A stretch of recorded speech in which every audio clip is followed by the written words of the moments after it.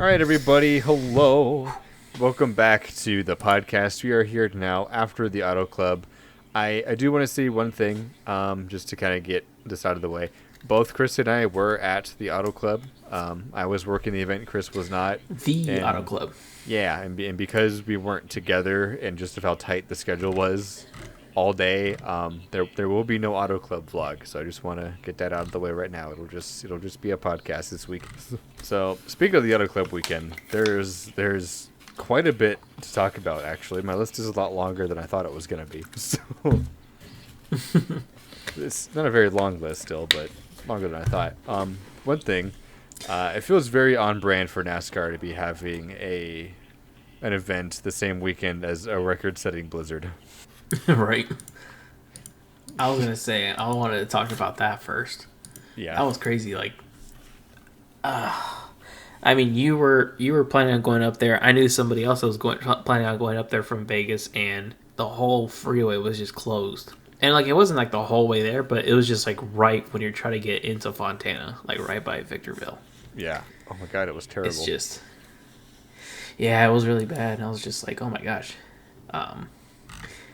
And it still was pretty bad, like from what you were telling me. Like, even like when you're driving up Sunday, it's just crazy how bad it was. And then it's just random, especially like in Southern California. You don't get that type of stuff. Like, ever.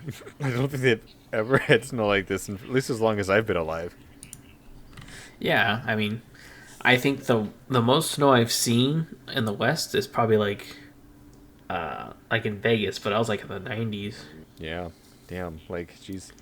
Like, going up my drive up there, like, there was just a ton of snow. It was everywhere, like, all weekend long. And like you said, I was supposed to drive down Friday morning. Not even Friday morning, Friday evening or something like that is when I was going to drive down. And all the highways were closed, like all of them. Like, all the freeways were closed. They were having all these weather warnings. And so I was like, all right, I guess I won't go tonight. I'll probably see what the weather looks like tomorrow and I'll go from there. But even then, the weather all day Saturday was the same thing. And all day Saturday, the highways were closed. Like, they were opening and closing them depending on how bad the weather was. And so they were saying, it's expected to clear up on Sunday, so I'll probably just go Sunday. And so I couldn't go Friday. I couldn't go Saturday. And so Sunday morning, I got up at 3 a.m. so I could leave at 4 and hope that the highway was open. It was when I got there, but I've never driven in snow before.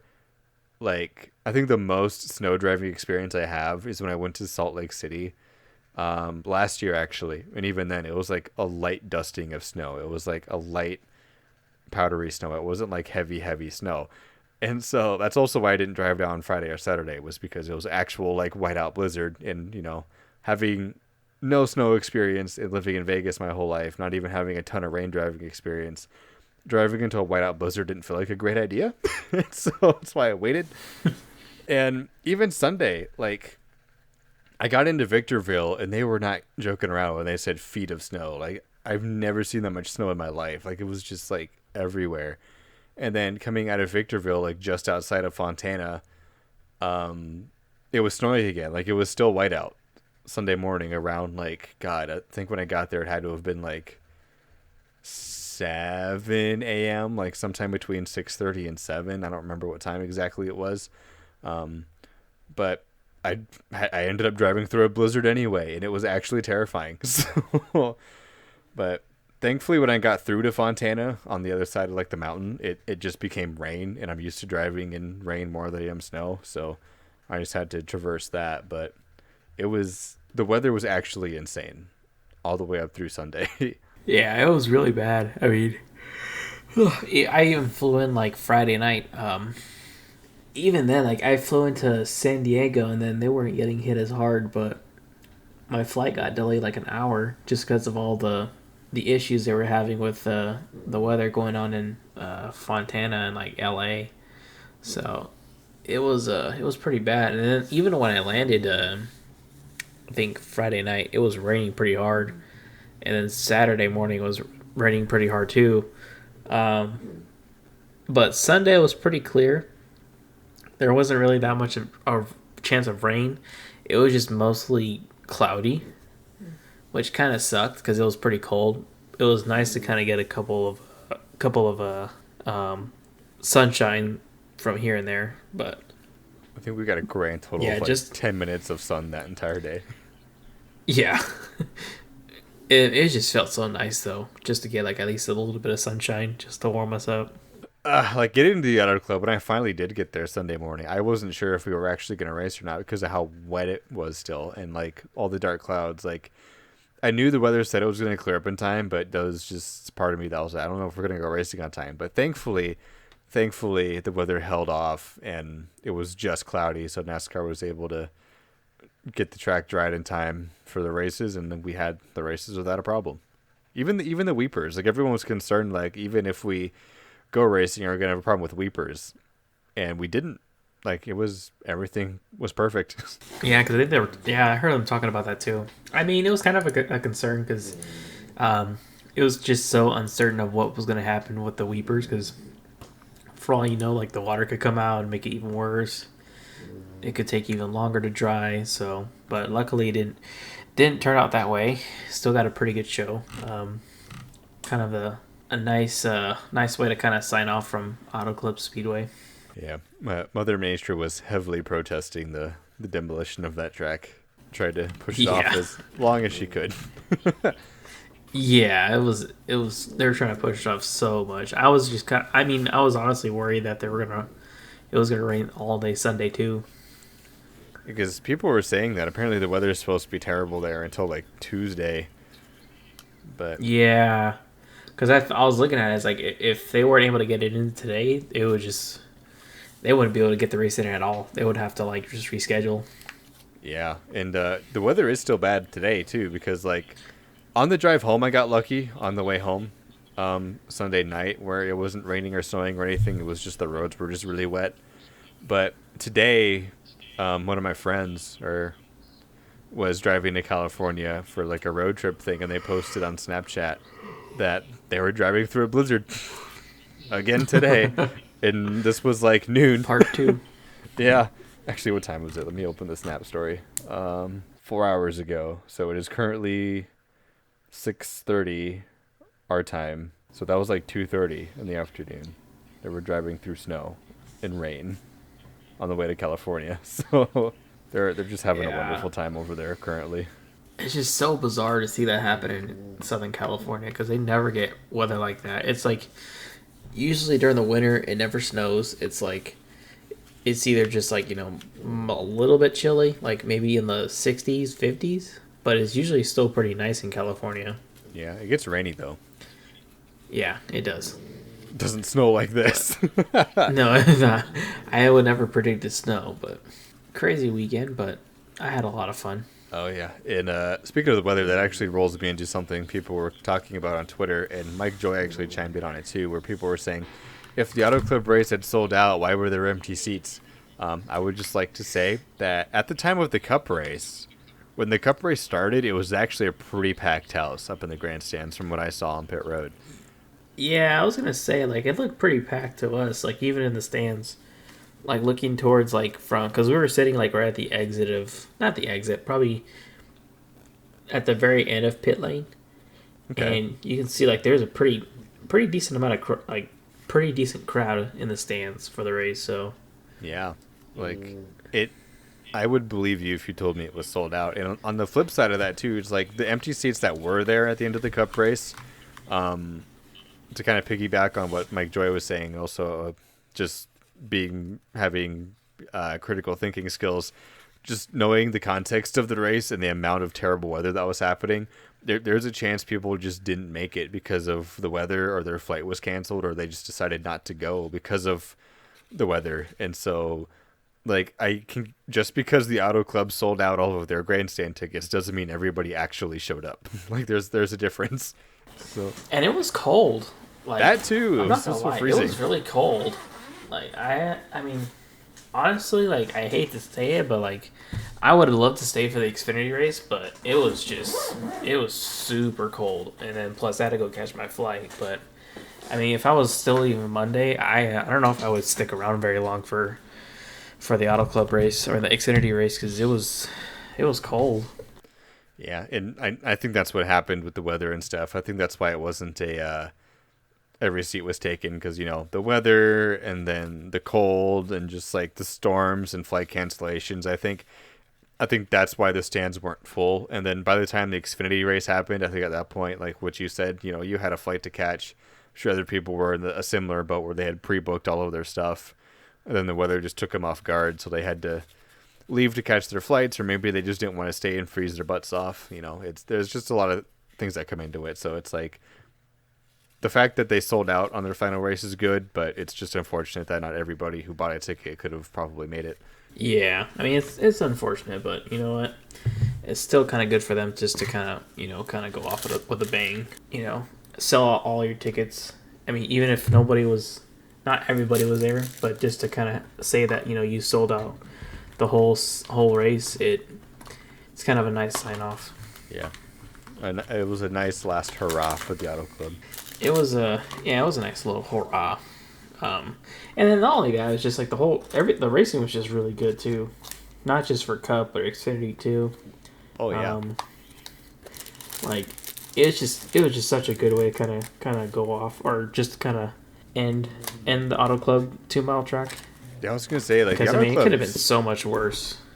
Yeah, it could have been. Yeah, it could have been completely washed out. But even then, like, yeah, the racing was good. And for my first time at the Auto Club, it's actually pretty incredible to watch how much they fan out.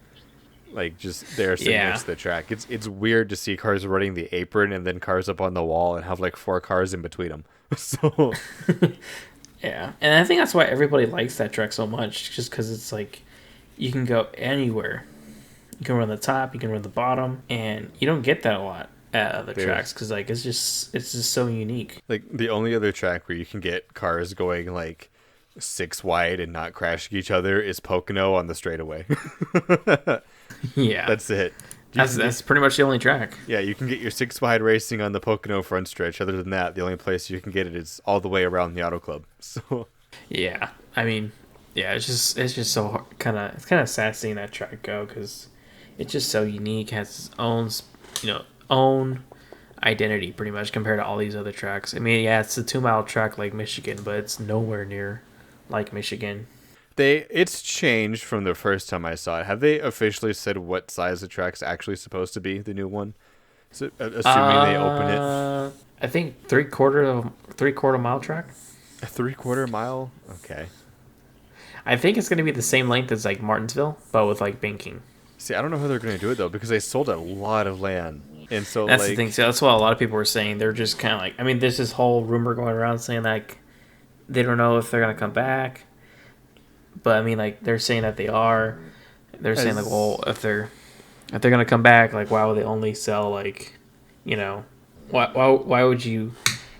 If they weren't gonna come back, why would you why would you only keep a little bit? You know what I mean? See, that's what my Nana was saying, because it's like my Nana was saying that the amount of land that they sold tells her that we're probably just not gonna see NASCAR in Southern California again for a long time unless we do something else, because even if they do go ahead and they build a short track there is the land that they have, they barely have enough room for a short track. And then what are they going to do about parking? It's like, you can't park anywhere because you build the track and then you're out of land. Yeah. So it's like, congratulations, now there's nowhere to park. So now attendance is going to suffer. You can't sell as many tickets and parking is going to be a nightmare. So it's like, my Nana said, just the way that they sold it. Looking at the outline, it looks like an all-star, like a cup only racetrack. You know what I mean? Oh, I don't like, because like there's not a whole lot of like parking. I guess garage access. I would say it seems more like for like an all-star event. Like you can only have like a what do you call it? Like a pretty much just like an all-star race. Like there's only like one huge garage area. It's like if you have something like where you have Xfinity and Cubs, like where are you gonna keep the Xfinity guys? Yeah, they just sold way too much land for us to get, and I don't, because we already have the Clash in LA. We don't need a second like Coliseum style racetrack. Yeah, so it's like if like LA has the Clash, why didn't we just keep the Auto Club? Or like if we're gonna build a short track, build something unique. Why did we have to sell over half of the land Because I think the most realistic thing is still have room for parking is another Clash style stadium, and I don't think that's going to be too popular. Yeah, it's just the whole like looking at the outline too. It's like they're trying. I can definitely see them trying to influence a lot of the Clash into that track because like they don't have an infield for like a garage area. That garage area is like outside the track, and then for the cars to go on track, it's just like a tunnel, just like the Coliseum, to go straight to the track.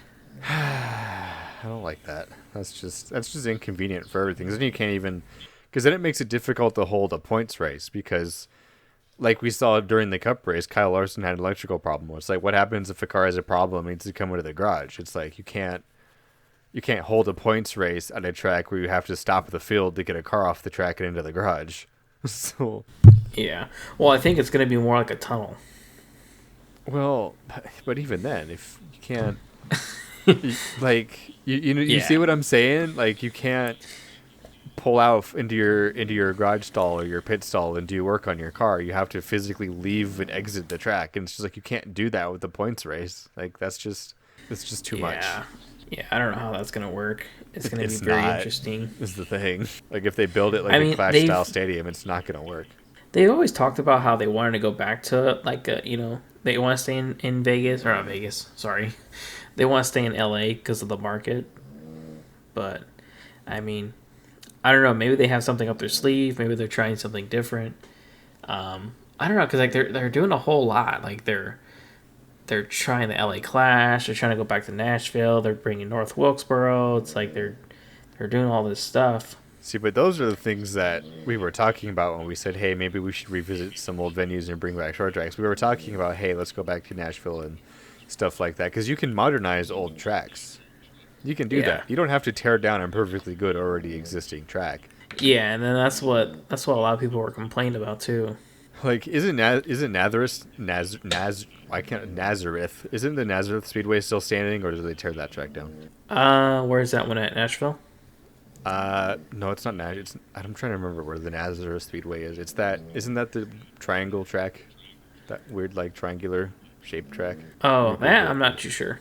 I don't know if it's still standing. Like even going back to somewhere like Nazareth, even if the Cup cars don't go back, like bringing the truck and Xfinity series back to somewhere like Nazareth would be pretty cool. But like that's what we were talking about. Where like we can modernize the old tracks we went to, and if we're gonna build new facilities, let's just take the ones that like things like Texas where they kind of dropped the ball on that. Even though we all complain about Texas, there's no way they bulldoze Texas because they put way too much money into that configuration for them to bulldoze that. I think they're trying to make their money back on that, but if you're going to build a new short track, let's just go build a new short track because the Auto Club was fine as it was. It was one of the unique super speedways that we had. Like when we talked about getting rid of tracks, we were specifically talking about like the 1.5 mile cookie cutter tracks. Like we have so many 1.5 mile speedways that I think most NASCAR fans would be okay with us getting rid of 1.5 miles and replacing it with a short track or something like that. We weren't really talking about getting rid of the Auto Club Super Speedway because it's one of the unique tracks that we have on the schedule. And that's the thing. It's like, it's just you can't get rid of a track like that. You can't. I don't know. To me, I feel like they could have gotten rid of another track that we don't really need. Like honestly, any 1.5 mile cookie cutter. Like we have so many on the schedule. I mean, I feel like they can't get rid of Vegas. Vegas is such a huge market.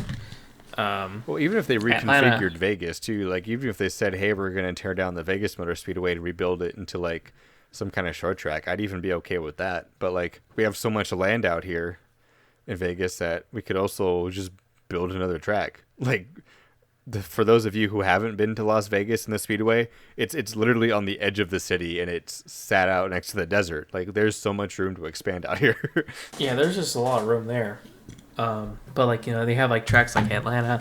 They can't tear down Atlanta because, well, they spent all that money just turning that into like a pretty much a super speedway. And then you have Texas. You can't do that because they put so much money into that. And then what else? They dropped the ball in Texas, but they're not going to tear it down until they get their money out of it. Kansas, you can't get rid of Kansas. I mean, Kansas is just a really good track because. Yeah, Kansas is the 1.5 mile cookie cutter where we're like, you know what, we'll keep this one how it is. It's for some reason it's a banger ass racetrack. Yeah, it's like it's always good. Always produces great racing. There's multiple grooves. It's not like a one lane track. So that I feel like you have to keep. Charlotte, you gotta keep Charlotte because it's a home. It's in the home grounds of all the teams.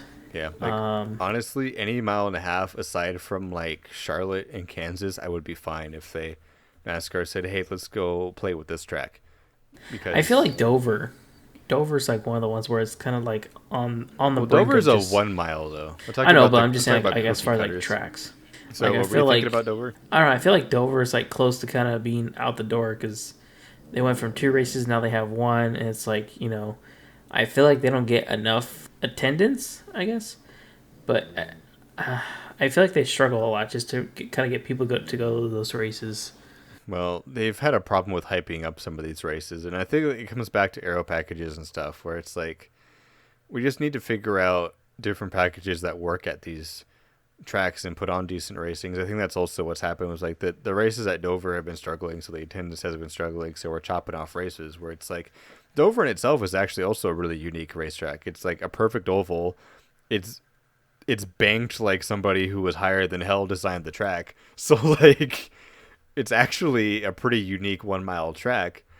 And so like we have a ton of unique tracks that aren't mile and a halves. Like I think the big problem a lot of NASCAR fans are having is specifically the cookie cutter mile and a half that exploded across the NASCAR scene in the early 2000s. I think that's where the problem is.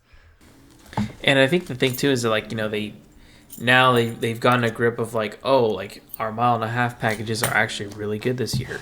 Like you look at Vegas last year, Auto Club, it was a good race. Vegas, like every year before, I used to be like, oh great, it's another mile and a half. It's gonna be a boring race. It produced great racing. Like it was really great. Like people were actually really excited for the race. I remember people used to be like dreadful for these mile and a halves because it's like it's always just like follow the leader and like you can't pass because there's like always like an invisible bubble Yeah. where they can't get a good run or like they're just stuck. Now it's like they have a new car with a new package that can actually produce great racing on these mile and a halves. But now the issue that they're having is just like they're struggling with all these short tracks. And it's like they want to bring more short tracks, but But now we're now they're struggling having on a the first problem. track. Yeah, we're struggling on the short tracks, and it's like it's such it's a tough decision because like one people want more short tracks, but you figured out the problem with your mile and a halves. But now you have an issue with the short tracks. Yeah, So it's now that like, we've upped the short track game.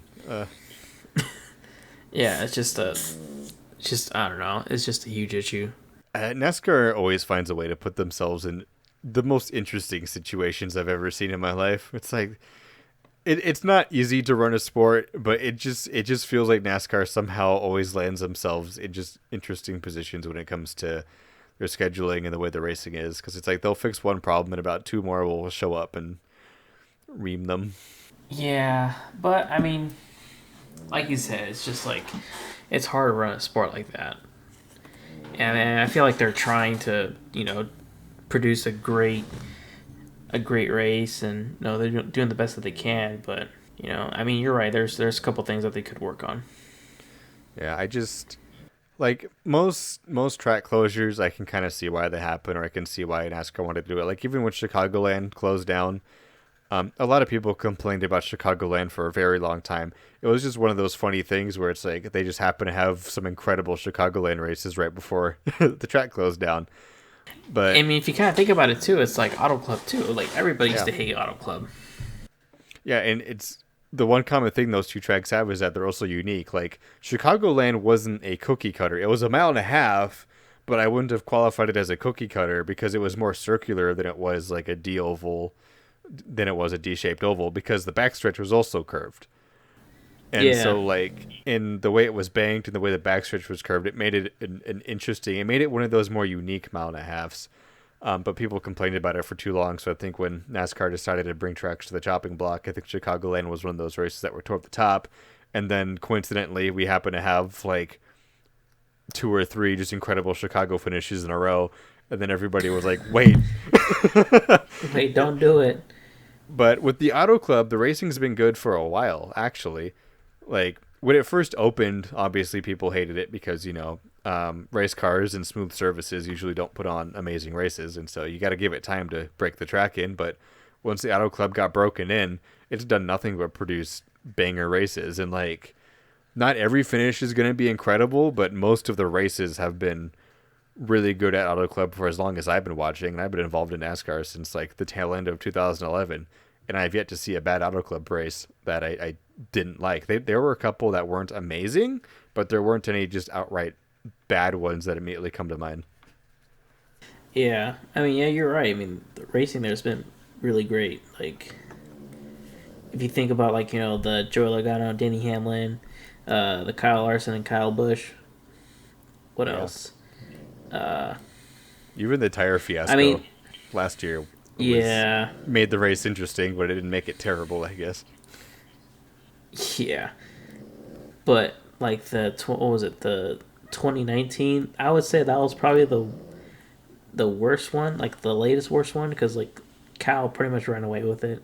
But God, like it's Auto Club was one of those tracks that I don't feel like kind of deserved the chopping block just because it's like every racetrack you got to give it a little bit of time, which is why like as much as I complain about Yeah, of Texas and course. everybody complains about Texas, I'm really hoping that they're cooking something that we're unaware of and that in the next couple of years it does start to get some character. But I feel like when did they do the Texas repave? It was 2018, wasn't it? 2018, yeah, that sounds about right. That was the first year they ran it. So it's been about 4 years at this point since they reconfigured Texas. And so I think if by 2025 Texas still isn't putting on good races, then I think they just need to redo Texas because at that point I don't think that track's going to get any better. So Yeah, and that's the thing with like these repayments. Like it takes time, and like Atlanta, it's like a whole different thing too. It's like you're talking about turning a mile and a half cookie cutter into a super speedway.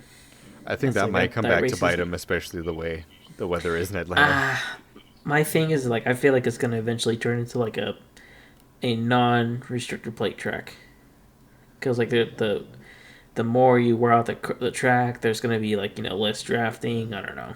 I don't know what the long term racing at Atlanta is going to look like, but I do know it's probably not going to look like what NASCAR wants it to look like unless they repave it every other year. Because if they let the track surface wear out and get character back in it, it's going to devolve. Whether that's a good thing or a bad thing, we can never tell. But if they want to keep it like a super speedway like it is, they're going to have to keep repaving it. Yeah, and that's gonna be a problem. That's gonna be really expensive. Like Yeah, having to repaint it every, 2 or 3 years. It's just maybe gonna not be two or really three, but probably like every 4 or 5. like 4 or 5 years, we're going to have to repave it when it starts to crack. But with Texas, they're running out of time because like we have yet to have a decent Texas race since the reconfiguration, and it's like every newly repaved track has terrible racing. That's just a fact. It takes it a couple of years, but I think Texas is running out of time since it's already been 4 or 5 years at this point since the reconfiguration. It's at a point where we can see the track is now starting to get a little bit of character in it.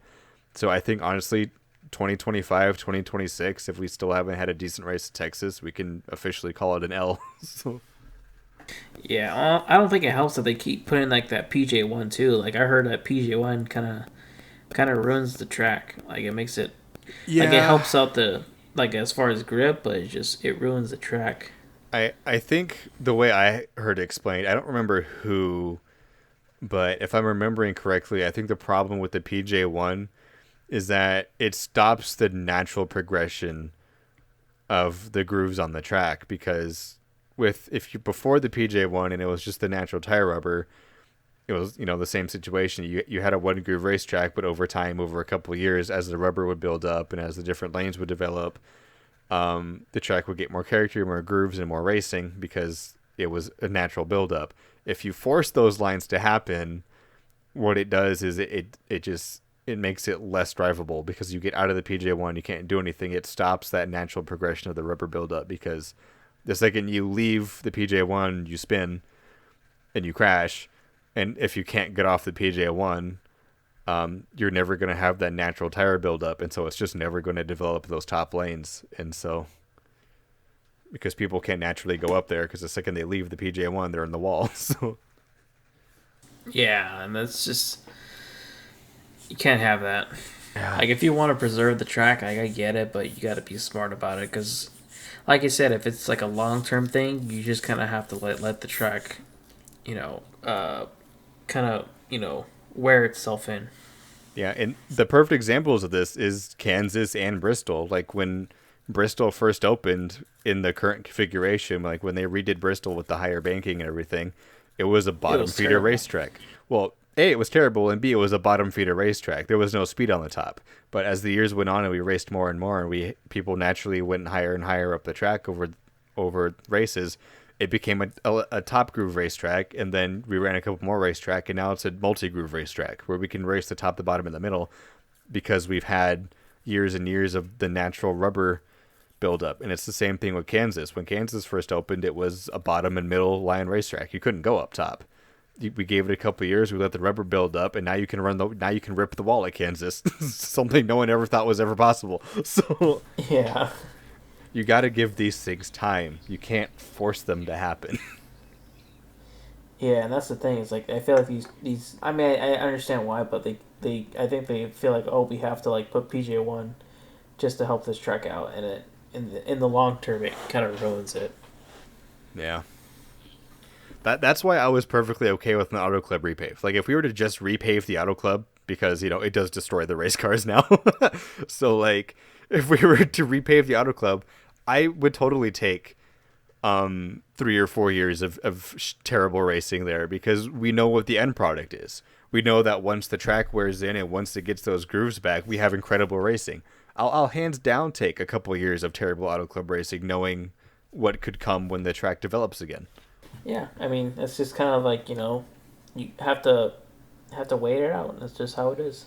Yeah, we just can't force these things, and I guess it doesn't matter now as we're tearing down the auto club in favor of a new short track. And I think that's also what the problem with the Clash is. It's like I do like the Clash as an event. I like the idea of the Clash. I like that it brings in a new crowd, but I think the problem with the Clash is that it's not a permanent facility, and so we're never It's gonna temporary. have, yeah, it's temporary, so we're never gonna have that rubber buildup. We're never gonna have the track characteristics build up. So how it races every year is pretty much going to be solely determined by the rules package NASCAR puts in and what the weather's like. We're never gonna see anything really develop in terms track wise, because it's gonna be pretty much the same every year. Fresh pavement. Yeah, I mean, that's just how it's gonna be. You get fresh payment, and that's just how it's gonna always be. Yeah, then it just comes down to whatever rules package NASCAR has on the cars at the time. Now that we've gone on that rant for the last 20 minutes, On uh, to the weekend. I was gonna say, you want to try to move things along, because honestly, I could rant about this track stuff for several more hours, but we should probably get back on track here. Yeah, one thing I wanted to do though, quick, is while we're on the road of complaining, um, just to stay with that, there's a fun little argument, not really argument, but debate that I've seen on Twitter the last couple of days. Once again, just to get the Fox booth out of the way. According to Twitter, the coverage was better. We had less commercials and people were paying attention a little bit more. However, they were saying it was night and day on the energy in the booth, whereas the booth during the Cup race, I almost said on Sunday, not like both races were run on Sunday, but the booth during the Cup race was almost asleep. Like I didn't watch the coverage because I was at the track, but according to what I've seen on Twitter and a couple of clips that I've seen, there was like no energy in the booth for the Cup race. Like everybody was monotone and tired, and they were missing calls they were just no excitement. And then during the Xfinity race with Adam Alexander, Logano, and Blaney, and keep in mind, Logano and Blaney had just run a 400-mile Cup race, got in the booth and put on like amazing commentary. Like they were exciting, they were hyping things up, they were calling the race like it was something they loved, whereas the Cup booth sounded like a job to them. Yeah, that's what I've heard too. But I mean, in all fairness, it's like Mike Joy is just like a. I mean, he's always gonna be the goat. I'm not saying they're Like, bad commentary. It's just weird to me how tired they all sounded. Like they weren't excited at all. yeah. I mean, you saw it kind of like last week too with Boyer. Like a lot of people pointed out how like they said like he sounded very just like unenthusiastic, like when like the last lap when Larson hit the wall, he's just like, oh, Yeah. there goes Larson. It's like Oh, there's he gets no, turned. yeah, like there's no enthusiasm. And then like somebody pointed out like the AJ one, he just spun out, and like they're just like, oh, AJ caution, AJ, and then that's it. Yeah, like I'm gonna watch the broadcast whenever it's posted to NASCAR's page just to kind of see how accurate these complaints are on Twitter. But just based on the amount that I've been seeing it and the replays that I've seen to back it up, it wouldn't be surprised if it really was that kind of race, which kind of disappoints me because it's like the broadcast got better from what I heard, but then the commentary took a hit. So like, what happened? Yeah, I don't know. It's just, uh, I don't know, man. It's just very iffy. Like, I can understand being tired because of just the way the weekend went, but when you mix in the fact that two Cup drivers who had just run 400 miles got in the booth and put on a better show than the guys in the Cup booth, that's kind of where the problem stems from. Because it's like, I would excuse the Xfinity commentary for being tired because you had two driver commentators who just ran 400 miles, but it was the exact opposite. Yeah, but yeah, I don't know. I'm hoping that it's better for Vegas, but I guess time will tell. Yeah, I mean we'll see. I mean they have Danica in this weekend, so we'll see how they do. Oh, Danica! I I forgot mean, and about like Danica. the thing about them is that they've kind of like they've they've been trying to learn, and you've kind of seen that on a weekly basis. Like I think one of them was something happened in the clash that they fixed at Daytona. Oh, the dramatic zoom ins and they're showing Sheldon every 2 seconds. Yeah, and I think like they kind of learned from that, and then I think there were some issues at Daytona. They fixed that at Auto Club, so hopefully they see the issue and then they'll fix it by the time they come to Vegas. which is great. What I think it's just like the camera cutting too. Because did you see the clip of Boyer when there was a four wide battle? I think it was for like third or fourth or something. I think it was third. And they were going four wide during that battle, and Clint Boyer, like for the first time, got excited, and he was calling the four wide shot. And then they cut to Kyle Busch leading, and you audibly heard Clinton go, "What?" Have you seen that? No, I missed that. Oh my god, it's really funny, and it kind of shows kind of the direction that the booth was in because like Clint goes, "Oh, they're going four wide," and the camera cuts, and there's just like 3 seconds of complete silence. And then he goes, "What?" I gotta find that. Oh, it's so funny, and it's funny for all the wrong reasons though. Oh, I found it. You found it, yeah? Like listen to that. Yeah, yeah, I'll take a listen. But I mean, yeah, they still need to work on a couple things, but uh, that's just how it is. Yeah, it's a forever learning experience. I just kept laughing. Oh, I guess I didn't like it because I don't have it in my like tweets, but like it's one of those videos I laughed at, and I laughed at it for all the wrong reasons. And it's funny. It's a battle for second place. Oh, that was the battle for second. I thought it was for third. Okay. I mean, it was for third, but Michael McDowell would have had to pit. Oh, okay. So I mean, essentially, it was going to be for second place. They cut away from an incredible four wide battle, and boy, here goes wow. Yeah, it's just they need to work on that. It's just too bad. It's just really, really sad to see. Yeah, it's like I said earlier. They fix one problem and a new one occurs, or a problem that's been happening now becomes more apparent because they fixed the previous problem that was more annoying. Yeah, but you live and learn. Yeah. So with that being said, you ready to hop into? Do you want to do Xfinity first, or do you want to do Cup first? Because they both ran on the same day. We can do Xfinity first. Do Xfinity first. Okay. So the thing at the top of my list is a very obvious thing to be at the top of the list. Can't tell me Sheldon Creed ain't a wheelman. Oh my god! Like, dude was just like, I thought he was gonna wreck it, and then when he saved that, it just blew my mind.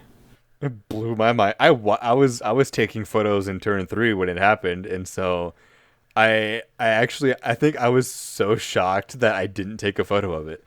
That's how shocked I was. I was like, this man's gonna go creaming into the wall, and he whipped it back around and just barely backed it in. And I was like, there's no way he just did that. Like, there's no way. Like, and he was That's headed gotta be to the that wall save of the year. quickly. Oh, dude, it's the save of the decade so far. That was That was incredible. Like, people were comparing it to Bobby Labonte's Daytona save in 2010. It's like a perfect copy of that. Yeah, I was just that was incredible. I could not believe that. Oh, like that shocked me. Like, it was a bad block that became an incredible save. Yeah, And very but few I mean, people I get that honestly lucky. thought he was done. I thought that car was just gonna be destroyed. Like for him just to turn like right instantly and just barely tap the back of his car. That's just crazy. That's quick thinking too, because I think most people would like lock it down and hold the brake and just slide it into the wall. But that tells you how good of a driver Sheldon Creed is. That he had enough that he was able to process that quickly that he got turned around and was able to counter the spin perfectly enough to just tap the wall. It's like that all happened in a matter of like 2 seconds. Like he has like really great driving skills. I was gonna say that takes some incredible reflexes to take a car that's pretty much toast and to untoast it. He really said, "You know what, Josh, you untoast your bread." Untoast your bread. It's now Yeah. soggy. I can't. Like, I just every time I watch that replay, it still just blows my mind that he was able to pull that off. And poor Tyler Reddick, man. Oh yeah, that's another thing. Reddick just he had a bad day in the Cup race and in the Xfinity race. Yeah, like dude got taken out early in the race, and then like he comes over to the Xfinity series. Like he waits all day just to run the Xfinity series just to get wrecked. Yeah. I think the title of this episode is going to be Tyler Reddick in the no good, very bad, terrible Auto Club weekend. God, even the commentary booth was surprised with Sheldon Creed's save, but then on the flip note, you had days like Tyler Reddick, just terrible day for that poor man. Yeah, it's just and like it wasn't even his fault. Like he just rang the high line and then boom, gets squished into the wall. Yeah, he got smushed by Josh Berry, and then the Cup race was taken out in that wreck on the stack up and the restart. Was that when he was taken out during the stack up? Is that right? Yeah, he Okay. got taken out in the stack up. Yeah, because I was on the back Then stretch he got at that stuck in point. the grass. But God, something that is really incredible that I also want to talk about too is Sammy Smith. Do we know how old Sammy Smith is? Do you remember? Isn't he like 19 or is he 18? 19. He's 19. He is 19. Okay. I would just like to point out that I think Sammy Smith is going to be a driver we need to watch this year, because he had his spin and so he didn't finish as well as he could have. I'm pulling up the Xfinity results right now to double check that. I think he finished 20th. He finished 19th. So Sammy Smith finished 19th in the Auto Club race, but that doesn't reflect the day he was having, because he had a late spin that put him back in the field. But that man, he led laps. He was up front. And Yeah, the thing I I want was to gonna talk say he was about, up there for the most. yeah, and the thing I want to talk about is he made the big brain move of the century. Like, I think that he was leading the race. I think he had picked up some kind of debris. I want to say it was a tear off, and so the engine started overheating. This man just pulled over and let two cars go by. I think it was Sheldon Creed and Josh Berry, I'm pretty sure.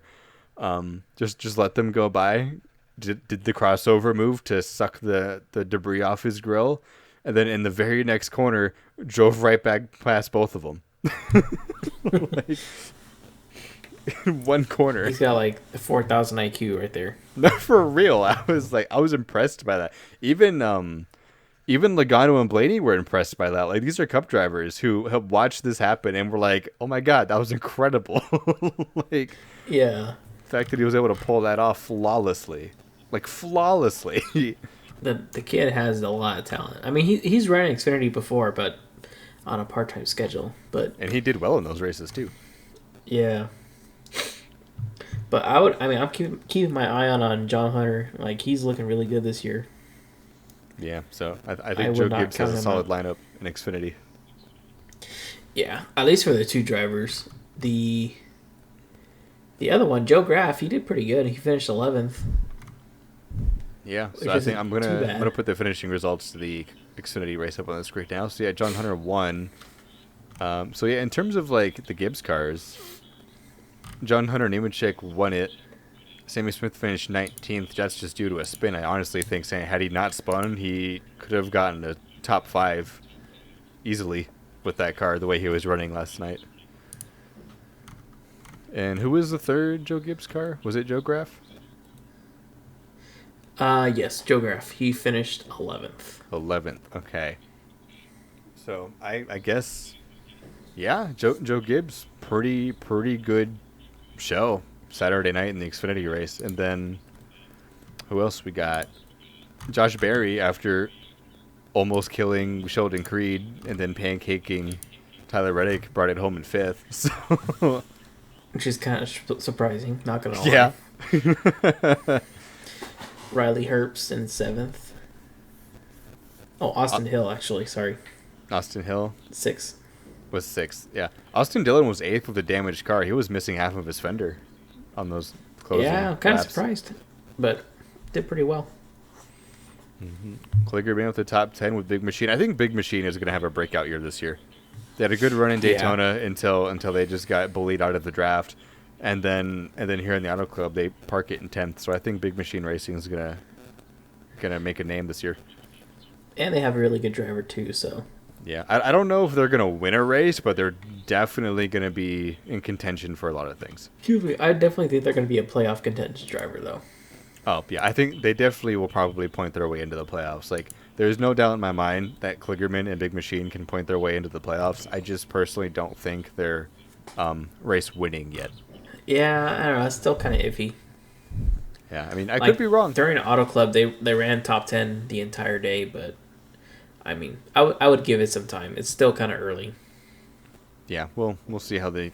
Like I said about Haley Deegan in the Truck Series, I just want to give them a handful of races, like at least get the West Coast swing out of the way, and then a handful of East Coast races, and then we'll see where they're really at early in the season.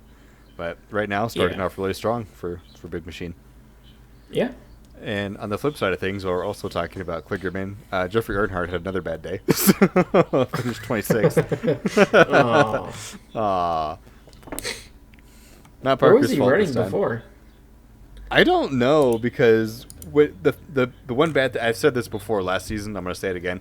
When you're shooting those races and you're actually working the event, it's kind of hard to keep track of who's running where all the time.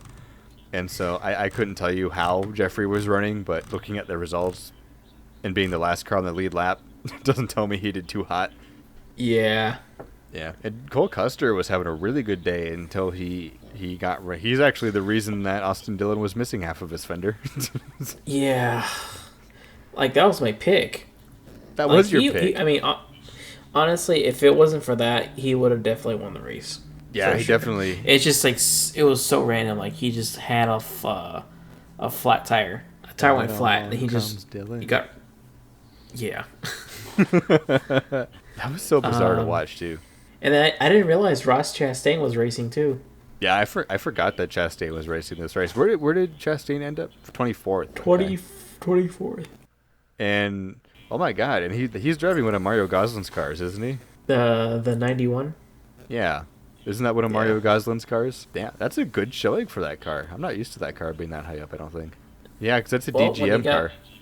When you got Ross Chastain, anything's possible. Apparently so. You put a cup car in your Xfinity car and all of your problems are solved. Yeah. And I guess looking at the... Oh, that's right, Raja. Because he DNQ'd for Daytona. Wasn't he supposed to race Daytona? I think he did. Did he? Let me see. I don't think he raced Daytona. I think that is incorrect, but I could be wrong. I think he raced the ARCA race. I don't think he raced the Xfinity race. No, he didn't race the Xfinity race. He was not in the Xfinity field for Daytona. No, it was Ryan Ellis, Jeffrey, and Stefan. You know, because I think he only ran trucks. Yeah, Stefano was at the Xfinity race in the Auto Club, but I don't think he raced.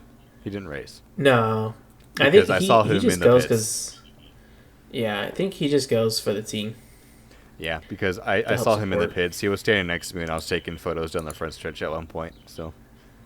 Huh. So Auto Club, where did Raja finish? 21st. That's a good showing for them too, Raja. And so now looking at the bottom of the pile, Brandon Jones, 33rd. After getting wrecked by Josh Berry in Daytona, he now goes into the Auto Club with a 33rd place finish, a lap down. So that team's got a big turnaround to do. They got to get some work done. I guess that's really only notable. Actually, here's another fun note looking at the Xfinity field. There was only one DNF in that whole race, and that Which is was kind of surprising.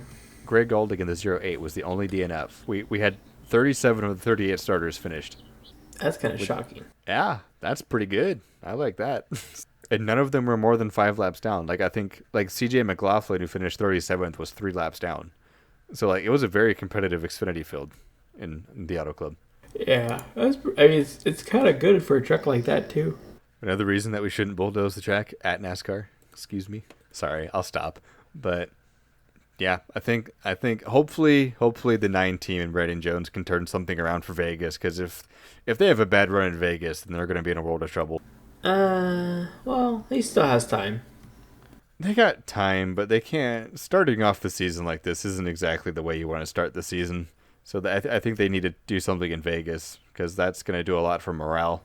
They don't have to win Vegas, but they definitely need to finish at least in the top 15, because we know what that car is capable of. That's the car that won. How many races did he win last year? He won 8 races last year, Noah Gragson, something ridiculous like that. Yeah, something like that. But yeah, we'll see. I mean, then again, it's like the whole.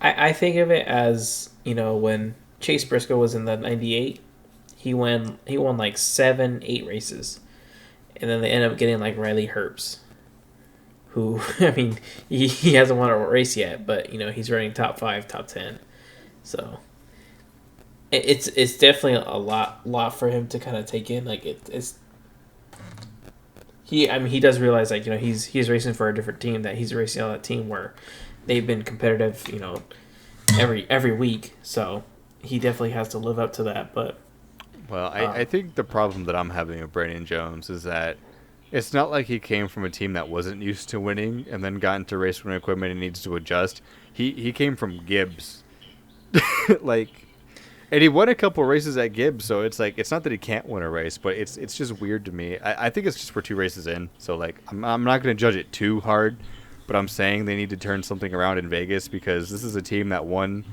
8 races last year with a driver who also came from race winning equipment and more or less did pretty okay in it. So I think they just need to figure something out before they get on the wrong foot. Is there any other notes you got for Xfinity?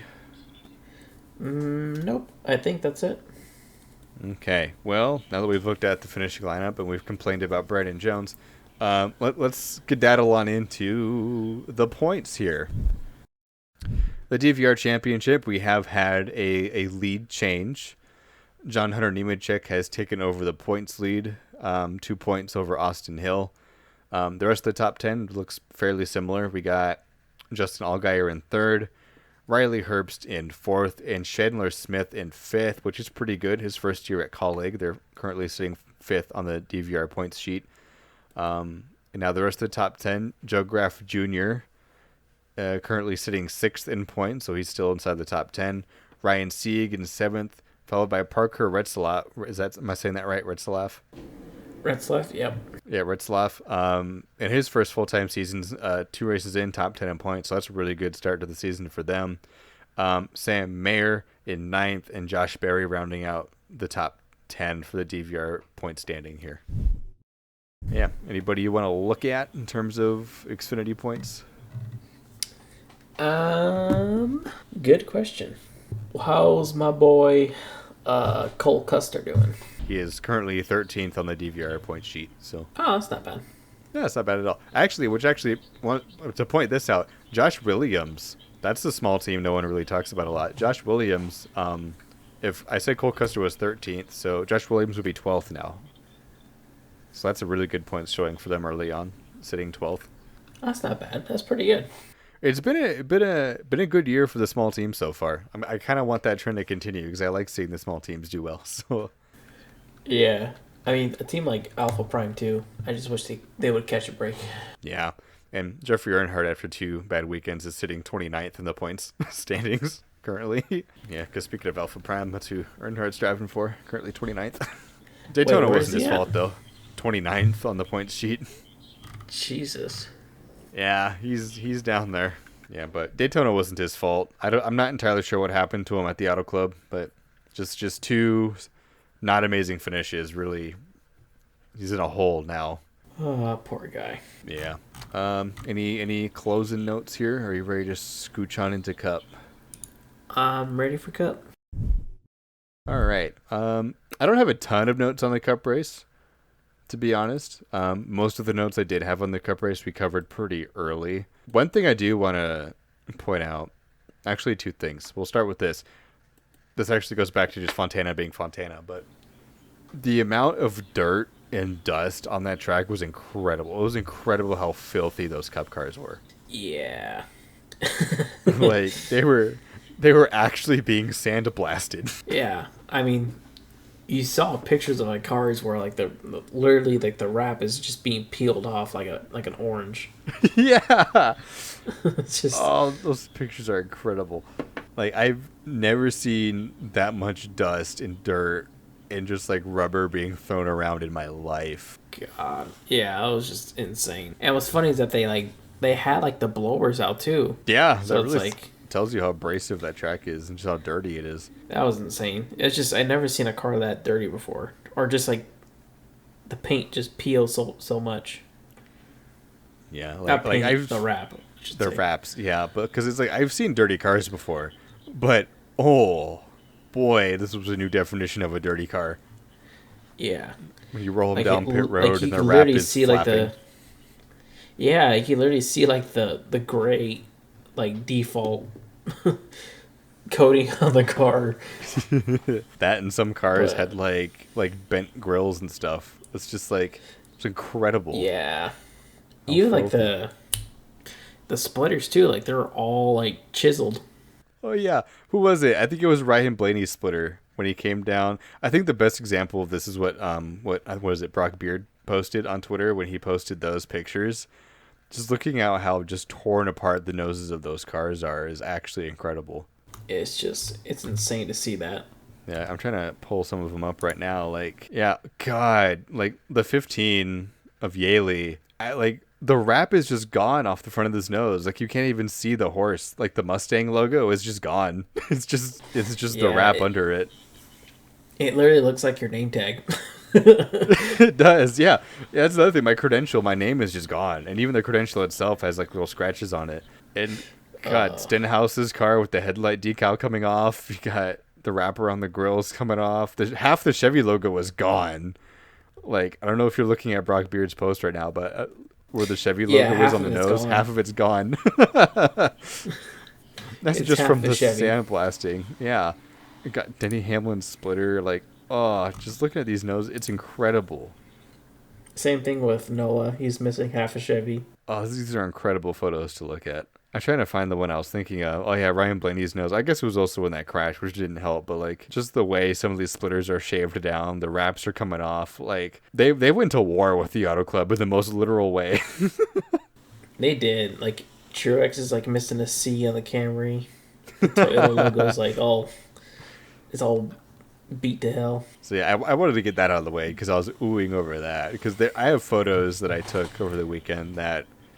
I thought the photo was blurry, but it's not. It's just the cars were just that dirty. Speaking of like the dents and stuff, you want to talk about the restart? Oh, that was a nightmare. Apparently, they were trying out a new rule where they extended the restart zone. Yep. And that was a cluster. I don't think it's the restart zone's fault though. I think it's just people still trying to time it. Yeah, because like Logano. I mean, Logano didn't do anything wrong, but I mean he was trying to get an advantage, and I think everybody just anticipated him to go, and then when he didn't go, it just created a whole like just they hit the panic button. Yeah. They all I'm trying to think of the word, but they all just like, they all reacted differently, and it just pretty much caused that whole chaos there. Yeah, like you actually caught the wreck and you got to watch it happen. From my point of view, and this is funny, I told you this on the car ride home, but from I was off in turn 3, like the entrance of turn 3 when this happened. And so I'm sitting there waiting. I watched them do like the choose code and stuff. And the auto club is big enough that I can't hear the PA system. I can kind of hear it, but I can't hear it enough to really understand it. I just kind of hear it like really quietly off in turn 3. And there's no TV's visual. There's like not visually. I can't like see a TV monitor from where I am either, like one of the jumbo screens, because there's no grandstands on the back stretch or in the corners, and so there's really no need to have a TV over there or a PA system. And so when you're over in turn 3 as a photographer, you're just kind of on your own. You can't hear anything and you can't see a TV. And so they lined up to do the choose cone. They came back around, and then all I saw was the lights just come back on. And so I'm back there thinking, oh, well, they probably just aborted the restart. That's all I thought. I thought they just didn't go green. Had no idea that they tanked half the field on the restart. Yeah, it was just a huge mess. Because, like, I have no words to explain it. It was just it's just a whole accordion effect. Like, one car slows down, and somebody tries to check up, and then the person behind him doesn't react in time, and then he hits him, and then they hit him, and then they're all just spinning all over the place. Yeah, like I think you described it perfectly when you said a mess. Yeah, it was just really bad. And then like the grass was wet too, so like there was like 2 cars, actually 3 cars, stuck in the grass. So they actually had to like push them out. And then I think Bell was the first one to get out, but he was like crab walking the entire way around the track. And then Almirola was next, and then Reddick was just like, he was done. There was no saving that car. Yeah, that's the only way I was able to confirm that there was a crash, was because you texted me about it, and that's when I found out that there was a pileup, because you explained to me what happened through text, and then I looked up, and here comes a good old. I think Reddick came around first, actually. Reddick came around, and his wheels were pointed in the very much the wrong direction, and then Christopher Bell came crab walking down the track not far after that. It might have been the other way around. I might be misremembering who came first, but like what I do remember is that both of those cars were very much not in raceable condition. Yeah, no, they were done for. Yeah. Once I saw him crab walking, I'm like, all right, well, they're done. Yeah. It sucks for Preece, though. He was like having a good race. See, and that's something else I want to bring up too. I forgot to put this in my notes, so I'm really happy you brought that up. Ryan Preece, I think if he just... Stuart Haas in general, honestly, but specifically Ryan Preece, I think if he has a good weekend, we're going to have to keep an eye on him too, because he did really well in the Clash until he crashed. He was putting together a really good Daytona 500 until he got involved in that wreck. And he was running, from what I was noticing, he was running pretty well at the Auto Club too until he got in that wreck. So I think the 41 team is going to have a good revival season if they can just get some luck on their side. Yeah, I mean, they can do it. It's just, like you said, it's a matter of time where they can kind of get some luck on their side. I think Vegas will be a good opportunity for them to kind of revive that for them. Yeah, if they don't get caught up in something stupid, then yeah. Yeah, let's just hope they don't. But like Ryan Preece, he's been doing pretty well. Like I would say he's definitely one of their next best drivers. Preece was... Where did he end up? Oh, I opened up the wrong results. That's why I can't find him, because I'm looking at the wrong finishing results. So I'm going to put the finishing results up. But Preece ended up 33rd. That's... Yeah. Yeah. So not a good showing for them. And then Christopher Bell getting on the pole per the rule book, finishing 32nd. Also not great for that team. But... Then Bubba Wallace. Actually, no, that was later on. What happened to Bubba though? Because I think you told me this on the car ride home too, and I had no idea that he didn't even finish the race. For the similar reason it was I didn't weird. know they wrecked. It was on the last pit stops, and then like he came in for the pits, and then he came back again, and then like you just saw smoke coming out of the engine. And I think the engine just probably blew up. Oh, engine just gave up on him. Yeah, it was weird though because it looked like they were coming in for a pit stop, and then you just saw like smoke coming out, and then like the crew just stopped changing tires, and then they lifted the hood, and then they just pretty much called it.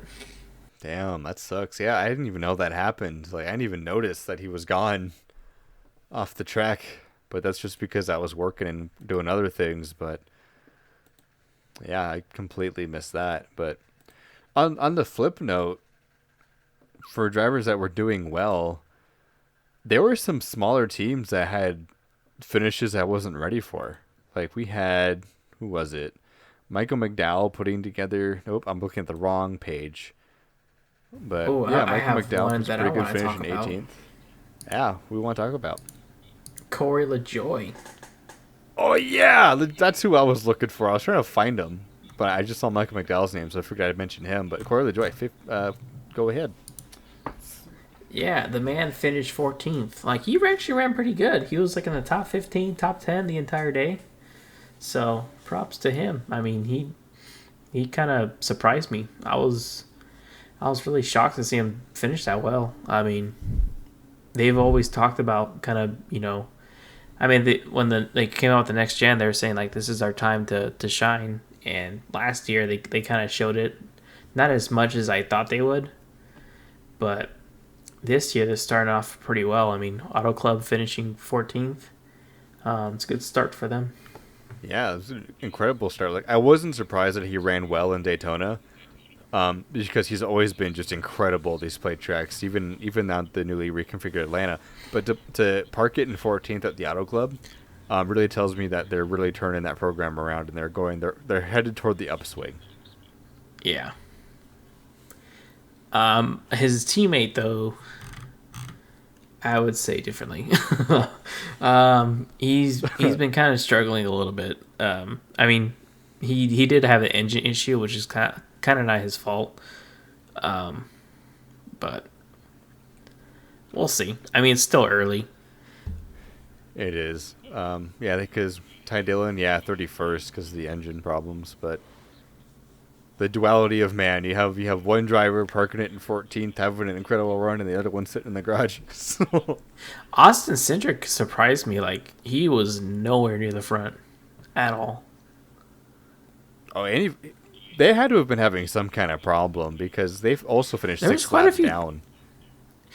There was quite a few cars that had issues. Like Austin Cindric was one. Chase Briscoe was the other one, and then Larson. I wanna talk more about Kyle Larson too in a second, but Chase Briscoe too. Like, I think they started in the back because of qualifying being rained out, and so like obviously I knew that he was in the back for that. But when they threw the green, he just didn't go. No, he was getting beat by like he was losing time Cody to Ware. like the McLeod cars and stuff. Yeah, I was like, what's going on with this dude? Because I thought like he was there. I was it for him, but then it must have been something with their electrical issue. Because like Larson was having the same thing. Like he was just way off, and then finally they just took it to the garage and literally like replaced all like the electrical parts, and then just took it back out on the track. Yeah, but with Briscoe, that surprised me because at first I was like, okay, maybe he's just hanging back and being safe for the opening couple of laps because they've had no practice. Maybe he wasn't sure if the track was going to be like, but more and more laps clicked by and he just wasn't even passing the slower cars. Like it was incredible how slow that they were. I think he still finished 20th, which is incredible considering they had like no speed at all. Yeah, he had no speed at all. It was bizarre. I mean, I was like, he has to have a problem. Yeah, I'm pretty sure they did. And you know what? Also, speaking of the McLeod cars and stuff, I also want to give a shout out to JJ Yeley and BJ McLeod. 23rd and 24th for those two. Wow.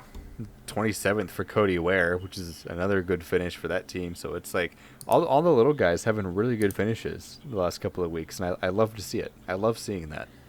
I don't know if you noticed this. I haven't seen the official like data or anything. Like I haven't put together like the lap points and stuff. But according to some people who did do some math on Twitter and things like that, Kyle Larson was the fastest car on the track after he came back from the garage for the remainder of the race. Like No, Apparently, he had was. he not had engine issues, he would have beat Kyle Busch by like 5+ seconds in the closing things. Like Kyle Larson would won. Like people were saying that it would have been like an ass whooping performance by the 5 car had they not had an electrical issue based on like the timing and scoring numbers that they were getting. He was that fast. Yeah, I mean, it's kind of scary because like it just shows what kind of power they have this year. Yeah, and what I also saw brought up is that they were quietly having a really good Daytona until they got turned around. Yeah, so we'll see how they do in Vegas. I mean, it's another it's another super speedway track. So Yeah, they're gonna pull out I the don't say paddle super and beat speedway, everyone. but like I I know wouldn't be what you mean. surprised. I wouldn't be surprised either, especially after hearing that in the final 30 laps he would have beat Kyle Busch by 5 seconds. Like had he been on the lead lap, that's incredible speed out of that car. Oh yeah, for sure. He tried to assassinate me in turn 4. I was taking photos and he got a little bit too close to the wall and actually ended up scraping it. He didn't do any damage to the car, didn't look like, but he was in the wall. I don't know what lap it was, but ended up showering me in a bunch of debris and stuff. But you can't say he wasn't trying. He was really wheeling that thing. He wanted to prove everybody that he can wheel that thing. All right. Any more notes in the Cup race? Because honestly, I didn't have that many aside from stuff we already covered. I guess the comeback for Kyle Busch, pretty quick comeback. Yeah, that didn't surprise me at all. Not surprised in the slightest. But I mean, I kind of like how they're kind of moving along though, because you see not just Kyle Busch, but you see Austin Dillon performing a lot better this year too. Oh yeah, they've been. And then just like the chemistry with him finishes. too, like it's just really good. Like even like at Daytona, like you heard Austin Dillon say like I was really trying to push Kyle for a Daytona 500 win, and it's like it takes a lot of teamwork for something like that. So yeah, because while we mentioned that Austin Dillon 9th in the Auto Club race, and he was. Yeah, like you just said too, was gonna push Kyle to the win there. But to talk about Kyle for a second, because I told you this earlier before we started recording, but I think Kyle Busch is going to make the Final Four for the championship, because when you look at his season so far, there is a timeline where Kyle Busch has 4 wins on the season because he did very well in the Clash. He got turned and fought his way back through the pack to finish 3rd in the Clash. I'm pretty sure had he not gotten spun, he probably could have won the Clash. Probably would have won his dual race had Daniel Suarez not turned him around. And then had things gone correctly in the closing laps of the 500, he could have won a 500. Then he went to Auto Club and won that. So had things gone well in the Speed Weeks portion of the season, it's scary to think that we could have already had a 2 points paying win for Kyle Busch and a 4-win season out of the gate. Like, it's terrifying to think that they've almost won 4 races if you're the competition. yeah, and the thing too is that, like he's going to like 2 tracks that he's really good at, like Vegas. He's always so dominant there. Even like with Joe Gibbs, like he was always running up front, and it's just like he would have won there so many times. It's like, but he always had like something go wrong where there's just like pit stops or a penalty like early on in the race that he just had to like work his way back up. And Or it's even just late cautions have screwed him a couple times too. yeah, it's like late cautions. And it's just like he even last year he would have won probably both races this fall and spring. Oh yeah, that's right. He had those in the bag. So what he was literally it? had like everything that could go wrong went wrong for him because like I mean he had that great pit stop, and then right when they're about to get going, he had a loose tire. Yeah. It killed it. Yeah, it's been interesting. So yeah, Kyle Busch, while his win at Fontana does not surprise me in any way, shape, or form, I think if you're the competition, I'm shaking in my boots right now. So Yeah, I would be. And then Phoenix too. It's like he's really good there too.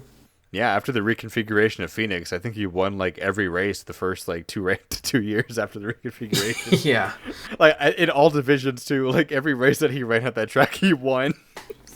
it's like I'll win that, and I'll win that. Yeah. So I would not be surprised. And then not only that, is like the A car was so good last year. Like Yeah, Tyler Reddick probably could have got more wins. Probably would have won Auto Club last year. that's true.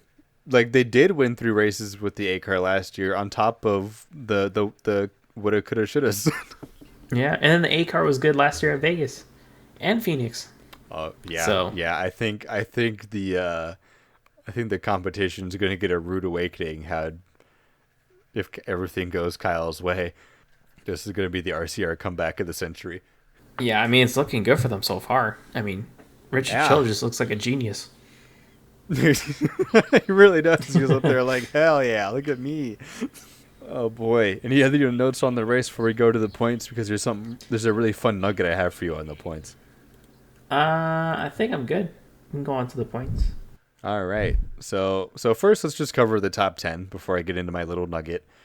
And so this is once again, I guess I should explain. I didn't explain it before the Xfinity, but we're doing something different. These aren't official NASCAR points. We're doing our own mini championship thing this year. I'm gonna put up the little graphic on the screen now as to how it works. Points are gonna be distributed depending on the series that it is. So like a full field for Cup is 40 cars, and so the winner, first place, will get 40 points on top of bonus points. There are 10 bonus points.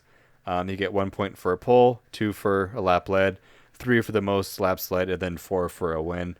And so it's pretty much just, I feel like it's distributed pretty fairly. And so now looking at the DVR Points Championship after the Auto Club, Ross Chastain has taken the lead over Ricky Stenhouse because he had a really good Daytona, had a very consistent Auto Club. That was enough to park him up in first. Stenhouse, as I mentioned, in second. Alex Bowman sits third in the points, followed by Joey Logano and Daniel Suarez sitting in fifth. And now to round out the top 10, the win at the Auto Club was enough to put Kyle Busch in sixth. He went from outside the top 10 now to sitting sixth in the DVR points. Wow. That's also due to the fact that everyone else had a terrible race. That really helped him a lot. Everyone who did well in Daytona did not do well in the Auto Club, and so that really also helped Kyle Busch there. I was gonna say. Yeah, we have Kevin Harvick in seventh, Chris Buescher in eighth, Denny Hamlin in ninth, and then Brad Keselowski rounding out the top 10. And so now my fun little nugget for you, Christopher. Guess where Tyler Reddick is in points after 2 terrible finishes? Last. Yes.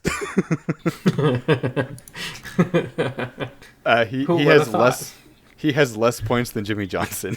And that's sad. Yeah, it's been a terrible start to that season. Like, I don't know how many. I know he's time to last in the. rebound. Oh, he has tons of time to rebound, but it's just they've been having a terrible start to the season, and I don't know what his points are in the official NASCAR points lineup, but in terms of the DVR championship, my guy is sitting last on the list with 9 points, just behind Jimmy Johnson, who has 10 points. So, I think he's even behind Jimmy on points too, in the actual standings. are you serious? I think so. Let me see. Yeah, because I don't have the official points open. I just have the DVR points championship open. Oh my God, he actually is dead last. Is he really in the actual? Yeah, because I knew he was dead last year. Well, because I don't think Jimmy Johnson's. Oh, He's is eligible 36. for points. And Tyler Reddick is 38th in points. Nice. He has 4 points. Oh no. Oh, That's terrible. Dude, Ty Dillon has more points. Ty Dillon has 7. Where is Ty Dillon on the DVR championship? Let me go open that now. Because Ty Dillon's also had a terrible start to the season. Yeah, Ty not Dillon. too great. Ty Dillon is 1 spot ahead of Jimmy Johnson with 11 points on the DVR championship. So, Where is he at? just above Jimmy. I don't have a number placement on it, so let me count it really fast because I know Brad's 10th. So just give me a second to count the spots. So Ty Dillon is 39th in points with 11 points, and Tyler Reddick is dead last in 41st with 9 points. Oh gosh. Yeah, JJ Yaley has more points. Ryan Preece, Chase Briscoe. You know, now that I'm looking at this, another surprising name to see at the bottom of the points list are Eric Almirola and William Byron. They're Eric also Almirola and William Byron, they're also two drivers that are well outside the top 35 on my points sheet. Whereas William Byron's 29th. Oh yeah, they're well down in the points. Travis Pastrana has more points than some of the full-time Cup drivers. That's crazy to me after 2 races. It's really strange to think that after, I know it's been 2 races, but normally you can kind of, if you're a full-time driver, you can usually pretty easily outpoint the part-time guys who just ran Daytona. And so it's still wild to me to think that like drivers that are full-time drivers who are driving for like powerhouse teams are still lower in points than drivers who only did Daytona. Yeah, because Travis Pastrana's 28th, and he's ahead of William Byron, Justin Haley, Eric Jones, Chase Briscoe, and Ryan Preece. Yeah. You want to hear who he's ahead of on the DVR points sheet in terms of full-time drivers? If we ran the DVR style points, he's ahead of Austin Cindric, Chase Briscoe, Justin Haley, BJ McLeod, Eric Almirola, Eric Jones, William Byron, Ryan Preece, Ty Dillon, and Tyler Reddick, and those are all full-time Cup drivers this year. Gosh.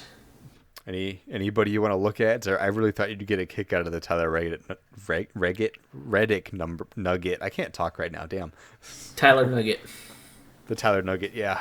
So they got a lot of work to do because even Bubba Wallace isn't that high in the points. Bubba Wallace is also a lot further down in my point sheet than I thought he would be. He's like 26 right now. Oh, he's 25th on my score sheet for Bubba Wallace. Yeah, no, these points are going to be fun to follow, especially to see how close they are to the real life points sheet. Because there's some similarities, but a lot of differences too, which I like.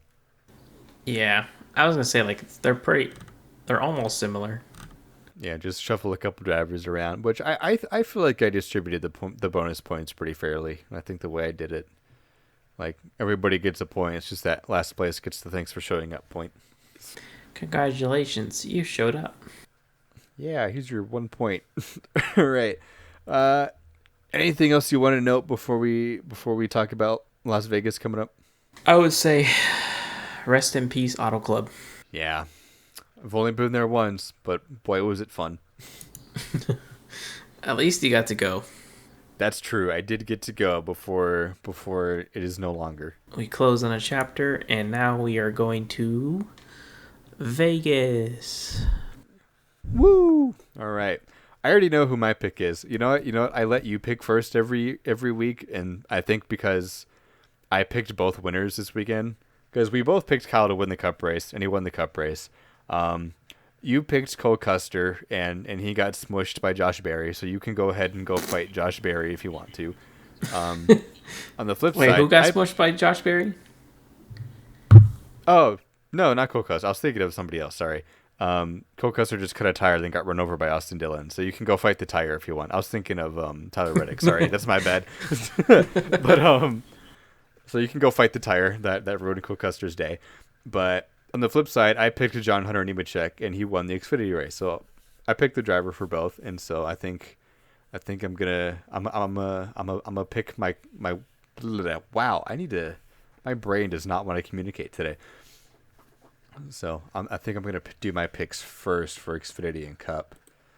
So I'm going to start with the Cup race. Honestly, for the Cup race, are trucks running this weekend? Trucks are running back. They're back. Okay, so my picks for the weekend, I think Kyle Busch is going to win the truck race. It's just a painfully obvious pick. It's just very rarely does he lose one of these, especially with the firepower he's seen.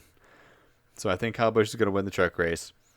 In terms of Xfinity, this is kind of where I'm a little hung up on, just because there's just so many good drivers this year.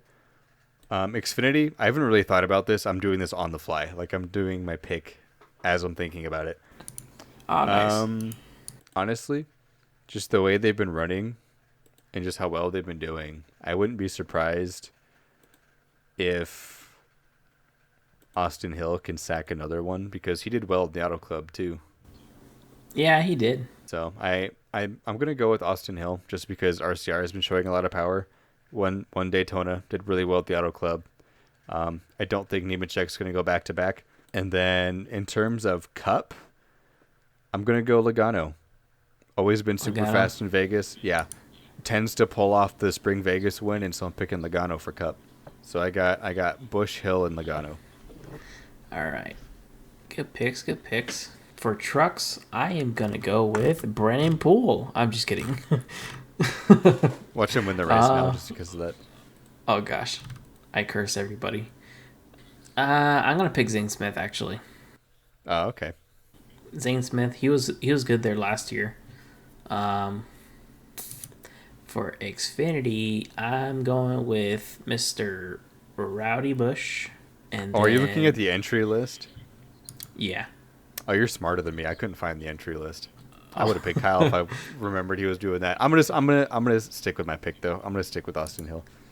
Austin Hill. Okay. I'm gonna And be then wrong. for- Kyle's gonna win it, but I made my mistake. then I must for- now live with it. For Cup, I'm gonna go with Mr. Rowdy Busch again. You think he's gonna go 2 in a row? Yeah. Okay. You're going 38, 10, and 8.